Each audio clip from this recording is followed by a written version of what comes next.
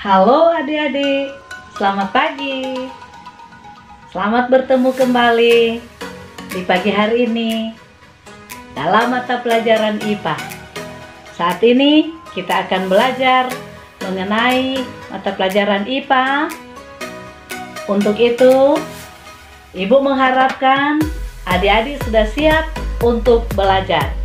Oleh karena itu, di saat pagi hari ini kita akan belajar mata pelajaran IPA dengan judul Interaksi Makhluk Hidup dengan Lingkungannya. Untuk itu, marilah kita ikuti materi sebagai berikut.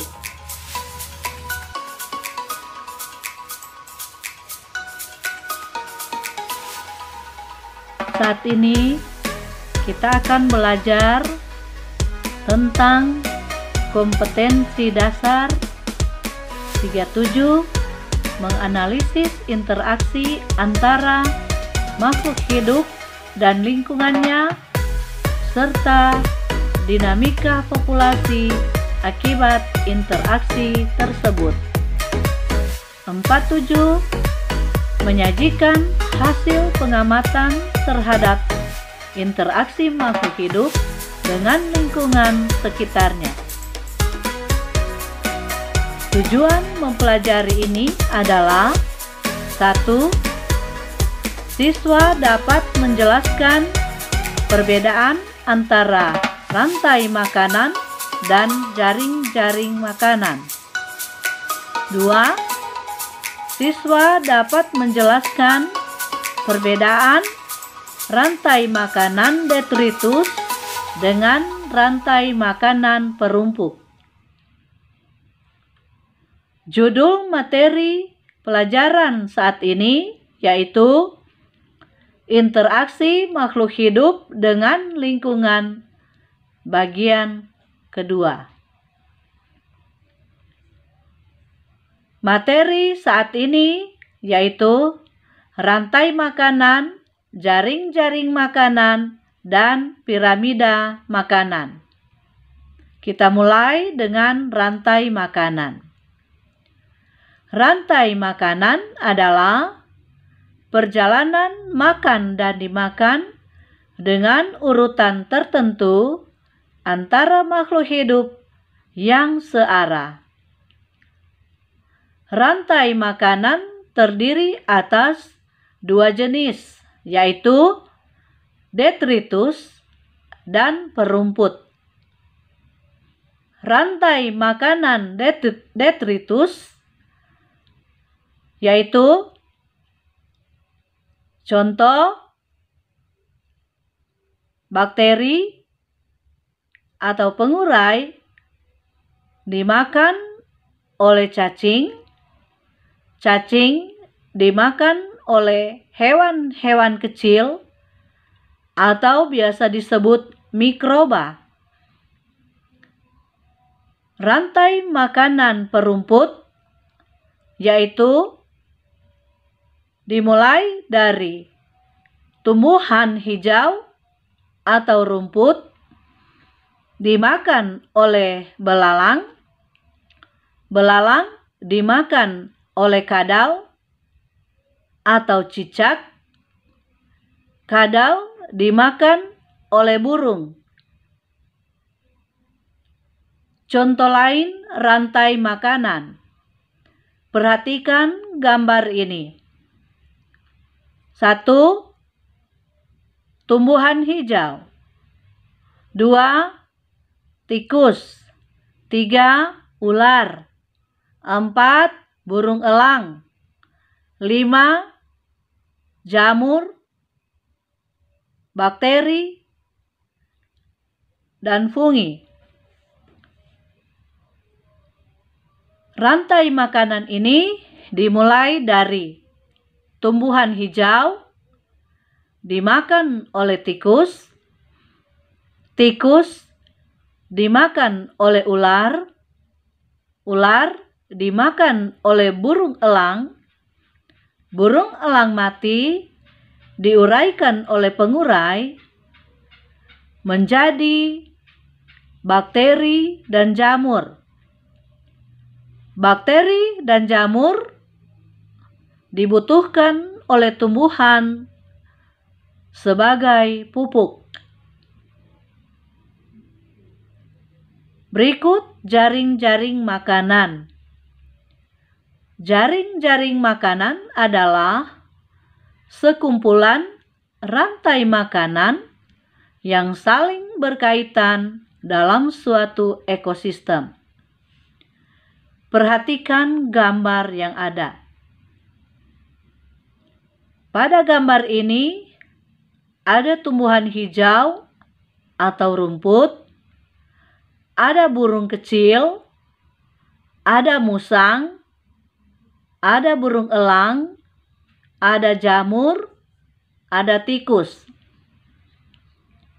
Jaring-jaring makanan terjadi pada makhluk hidup ini, yaitu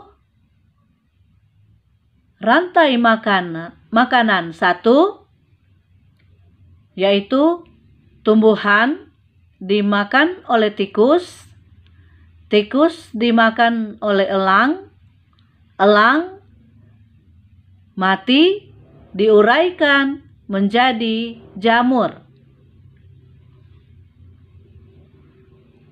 Rantai makanan kedua, yaitu tumbuhan dimakan oleh tikus, tikus dimakan oleh musang, musang dimakan oleh elang, elang mati diuraikan menjadi jamur. Rantai makanan ketiga, tumbuhan dimakan oleh burung, burung kecil dimakan oleh musang, musang dimakan oleh burung elang mati diuraikan menjadi jamur. Rantai makanan keempat, tumbuhan dimakan oleh burung kecil dimakan oleh burung elang mati diuraikan oleh pengurai menjadi jamur. Apa yang terjadi jika populasi tikus mati atau punah? Jika populasi tikus mati atau punah, maka populasi musang dan populasi elang akan berkurang karena kekurangan makanan, dan populasi tumbuhan meningkat atau semakin banyak, atau jumlah bertambah. Dari jaring-jaring makanan dan rantai makanan, terjadilah piramida makanan.